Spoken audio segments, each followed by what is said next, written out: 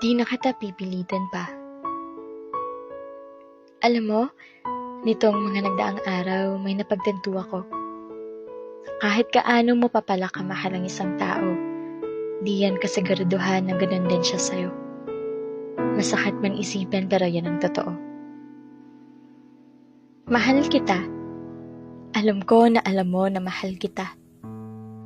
Sa araw-araw ko ba namang pagsambit niyan sa'yo, tila imposible naman na hindi tumatak yan sa utak mo.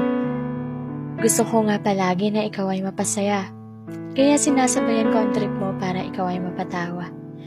Kahit malayo tayo, gusto kong maramdaman mo ang aking presensya.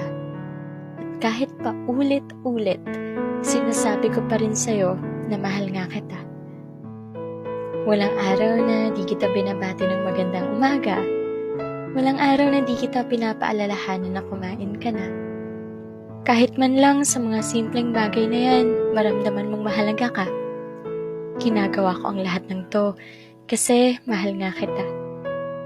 Buong puso pa rin kitang iniintindi kahit minsan napapagod na rin ako ng konti.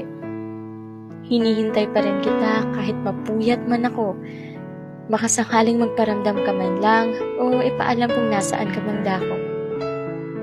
Humahanap pa rin ako ng rason para ipaglaban ka. Kahit minsan, nararamdaman ko na parang okay ka naman kung ako'y mawala na. Kasi sa isang sorry at paliwanag mo, nakakahanap pa rin ako ng dahilan para manatili sa'yo. Kahit alam ko na di mo man lang ako nabibigyan ng oras at importansya. Ewan ko ba, pero hinihintay pa rin kita. Ni wala kang alam na natutulog akong umiiyak.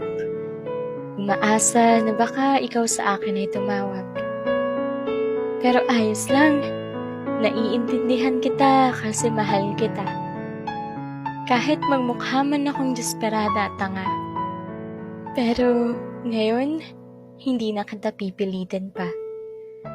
Maghihintay na lang ako sa araw na makikita mo rin yung tunay kong halaga. Hihintayin ko yung araw na ang bukang bibig mo at yung pinapakita ay magtugma. Di na kita pipilitin pa na bigyan mo ako ng oras.